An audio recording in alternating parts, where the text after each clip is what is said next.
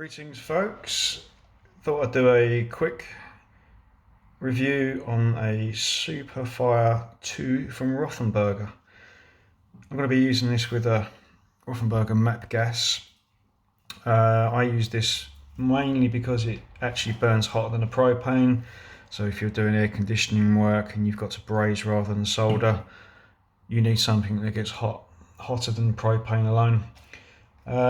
This one, again, propane, it's a mixture of propane and propylene, so you're looking at temperatures around 2300 to 2400 degrees Celsius. Picked this up today, it was on offer. I thought, why not? My last one is getting kind of old now, quite tatty, but then again, I've had it for 15 years. You can't really go wrong with the Rothenberger gear, especially these. If you're going to get any type of burner for doing hot work, then these are really good. I'll stick with Rothenberger. So I'll do a quick unboxing of this and a quick review. So I'll just go and get my knife. And here it is. This is just a Stanley lock knife. Quite handy, but it doesn't store blades. But I like this because it's lightweight and I work off a rucksack. So weight is something I have to look out for. There is probably an easier way of opening this packet, but there we go.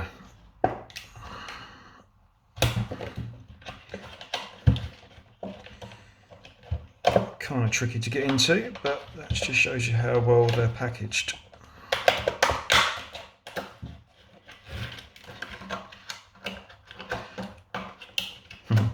He says trying to get into the packaging.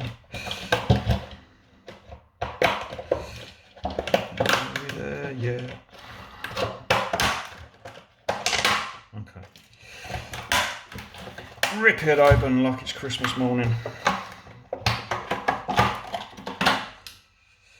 There we go. Nice sturdy design. For those people that have been coming from just cheap burners and really want to invest a decent amount of money in a good burner, these are, as I said, my last one was 15 years. So that's not bad. Some of the cheaper plastic ones, you probably go through one of them a year. But these are solid. I think that's cast aluminium. No, that's more cast iron, possibly. Don't know.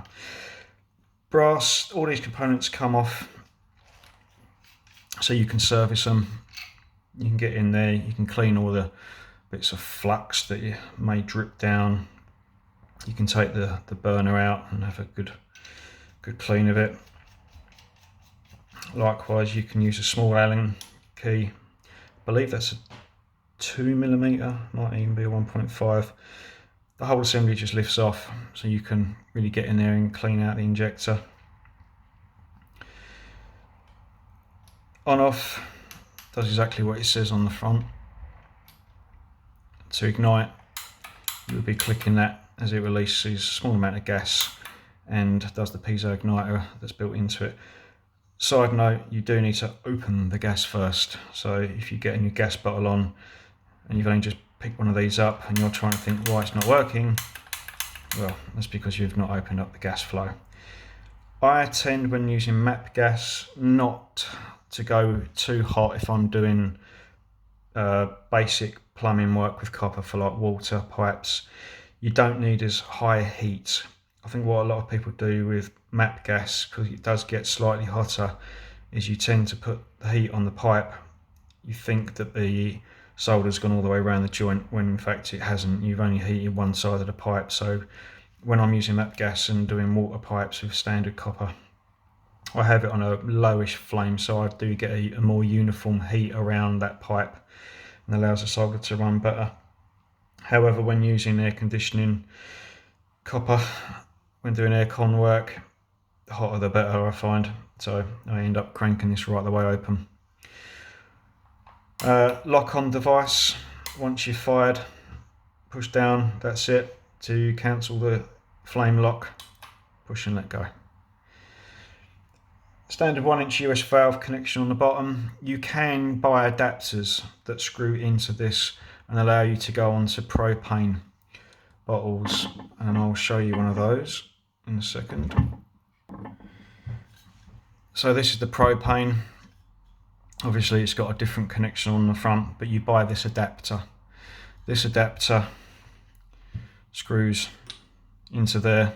It's already got its own O-ring seal, and that allows you to connect onto propane. Again, I generally use propane if I'm doing all central heating pipe work or water pipes. I generally don't use MAP gas for that because I just find MAP gas gets too hot, and you can burn copper and solder won't run. So that's what I use when I'm doing all plumbing work. But for aircon work, I use MAP gas because it just gets the job done. Connection onto MAP gas is quite simple. Open her up.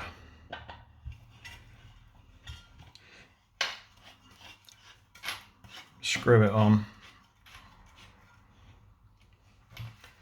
And then it's a simple case of not setting fire to the area. A little bit of gas. Simple as that.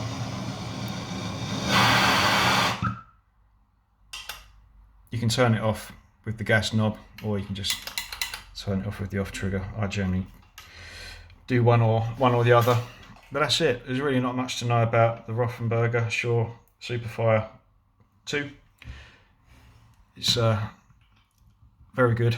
Again, just to reiterate, this is the second one I've purchased in my 23 years of working in this trade. Can't really go wrong with them.